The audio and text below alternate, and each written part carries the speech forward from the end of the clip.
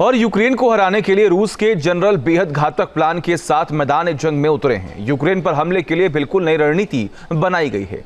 इस बार हमले इतनी तेजी से किए जा रहे हैं कि यूक्रेनी सैनिकों को संभलने का मौका भी नहीं मिल पा रहा है। रूस की इस रणनीति को चोक होल्ड प्लान नाम दिया गया है और इन ताजा हमलों ने यूक्रेन की कमर तोड़ दी है। देखिए,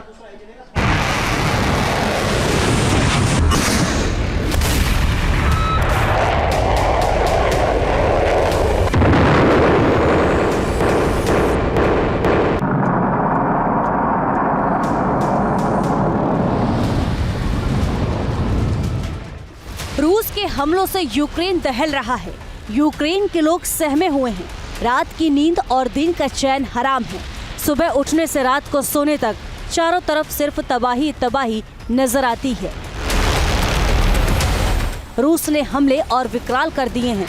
ज्यादा घातक मिसाइल्स आग उगल रही हैं और गरजती हुई तोपें दुश्मन सेना का संहार कर रही हैं। यूक्रेन के साथ ही यूरोप में भी रूस के विकराल हमलों से दहशत बढ़ रही है।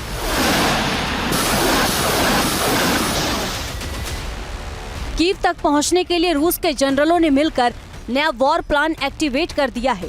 रूस की सेना अब नाजी जर्मनी वाली स्ट्रेटजी अपनाकर यूक्रेन को क्रश करने के लिए निकल पड़ी है। इस बार हमला इतना भीषण किया जाएगा कि यूक्रेन को पीछे हटने का मौका तक नहीं मिलेगा। या तो यूक्रेन के सैनिक हथियार डालेंगे या काल के गाल में समा जाएंगे।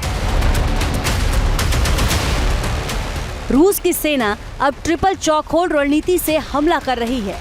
यूक्रेन पर 3 तरीके से सीधा हमला किया जा रहा है और यूक्रेन की सेना लगातार पीछे हट रही है। चॉक होल्ड रणनीति क्या है ये भी आपको बताएंगे, लेकिन पहले यूक्रेन में क्या हालात हैं वो जान लीजिए। रूस के टैंक और आर्टिलरी आग उगल रहे हैं। यूक्रेनी सेना के डिफेंसिव लाइन ध्वस्त हो रही हैं। जेलेंस्की के सिपाहियों के पास पीछे हटना ही एकमात्र रास्ता बचा है। पुतिन की सेना के हमलों से यूक्रेन की फ्रंट लाइन तितर-बितर हो रही है।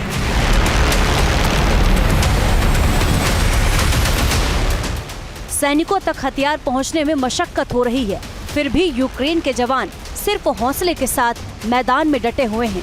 हथियार लेकर रूस के सामने खड़े हैं। शांति की तमाम कोशिशें खत्म होती जा रही हैं।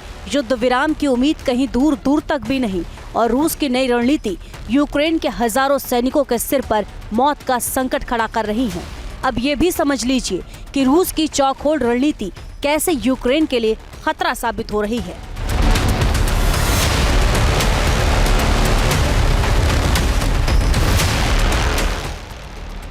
पुतिन की आर्टिलरी फोर्स भीषण ग्राउंड अटैक कर रही है। पीछे हटते दुश्मनों पर रूस के ड्रोन पिन पॉइंट अटैक कर तबाही मचा रहे हैं और यूक्रेन की डिफेंस लाइन पर रूस के ग्लाइड बम हमला करने के लिए तैयार हैं।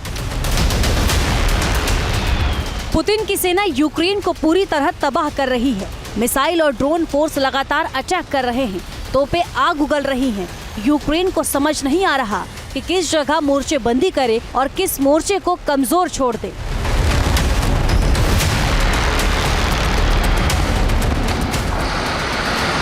राष्ट्रपति पुतिन समझते हैं कि वो दरअसल पीस की बात इसलिए कर रहे हैं क्योंकि अमेरिका खुद अपने हाथों को यूक्रेन से बाहर खींचना चाह रहा है। और अब ये लगभग तय हो चुका है कि यूरोप की यूक्रेन की इस लड़ाई में अमेरिका अपने आप को इन्वॉल्व नहीं करना चाहता है। अगर शांति बहाली हो गई तो क्रेडिट लेने के लिए राष्ट्रपति ट्रंप जरूर आ जाएंगे, लेकिन युद्ध के समय वो कहीं दिखाई नहीं पड़ने वाले। तो इस स्पष्ट इशारे को समझ करके रूस ने भी अपनी रणनीति में कुछ फेरबदल किया है। उनको अब चीज़ें फेवरेबल लगने लगी हैं। उनको लगने लगा है कि यूक्रेन को बहुत जल्द सरेंडर कराया जा सकता है और यूरोप जो कि अब तक बड़ी बड़ी बातें बोल रहा था रूस अगेंस्ट, शायद वो भी बिना अमेरिका के अपने आप को कमजोर पाएगा। अमेरिका की तरफ से यूक्रेन को मदद मिलनी बंद हो रही है और यूरोप को अपनी सुरक्षा की भी चिंता है। पूरे यूरोप के पास भी इतने हथियार नहीं कि वो यूक्रेन की मदद कर सके और अपने डिफेंस को मजबूत रख सके। यूक्रेन के पास एयर डिफेंस यूनिट की भारी कमी, फाइटर जेट्स के जरिए भी रूस को रोक पाना नामुमकिन होता जा रहा है। ड्रोन फोर्स भी अटैक के बजाय सिर्फ डिफेंस पर ही ध्यान लगा पा रही है। बिना अमेरिकी मदद के यूक्रेन लड़खड़ा रहा है।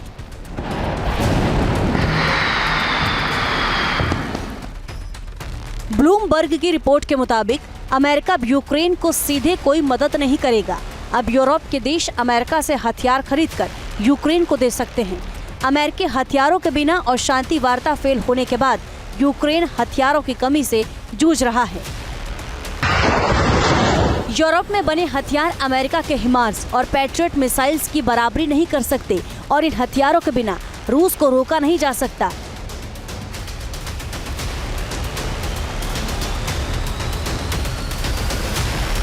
यूक्रेन को लेकर के रूस की चुनौतियां दो तरह की थी। उसको यूक्रेन के ऊपर अटैक भी करना था और साथ ही जो पश्चिमी ताकतें यूक्रेन को सपोर्ट कर रही थी उनको धीरे धीरे करके अलग थलग करना था। और इन दो तरफा रणनीतियों पर काम करते करते आज स्थिति रूस ने अपने फेवर में कर ली है। अब इसी को वो लोग पश्चिमी ताकतें चोखोल की स्ट्रेटजी बता रहे हैं, लेकिन हकीकत यह है कि रूस ने इसके ऊपर लगातार काम किया है। और इस चक्रव्यूह में फंस करके यूक्रेन की स्थिति आज ऐसी हो चुकी है कि ना उसको कोई सपोर्ट दे पा रहा है और ना उसके पास इतने रिसोर्सेस हैं कि वो रूसी सेनाओं का मुकाबला कर सके। तो एक तरह से असहाय स्थिति में राष्ट्रपति ज़ेलेंस्की खुद को पा रहे हैं और पश्चिमी ताकतें भी अब एक मत नहीं है कि उनकी सहायता कैसे करी जाए। यूरोप खुद भी टेंशन में है। यूरोप जानता है कि रूस यदि यूक्रेन युद्ध से बाहर निकला तो उसका अगला टारगेट यूरोप हो सकता है।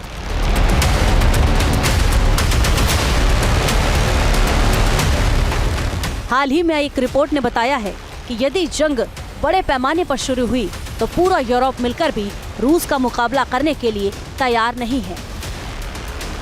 और इन हालात में अब मदद के लिए ज्यादा हाथ नहीं बचे हैं।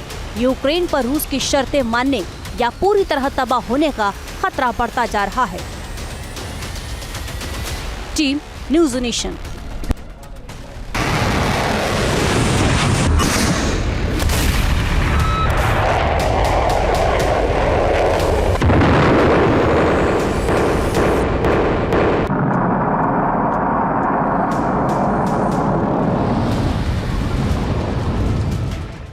रूस के हमलों से यूक्रेन दहल रहा है। यूक्रेन के लोग सहमे हुए हैं। रात की नींद और दिन का चैन हराम है।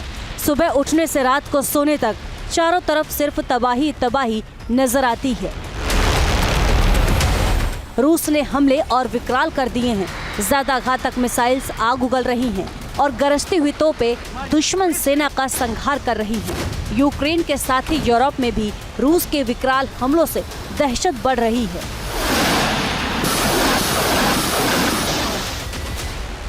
कीव तक पहुंचने के लिए रूस के जनरलों ने मिलकर नया वॉर प्लान एक्टिवेट कर दिया है। रूस की सेना अब नाजी जर्मनी वाली स्ट्रेटजी अपनाकर यूक्रेन को क्रश करने के लिए निकल पड़ी है।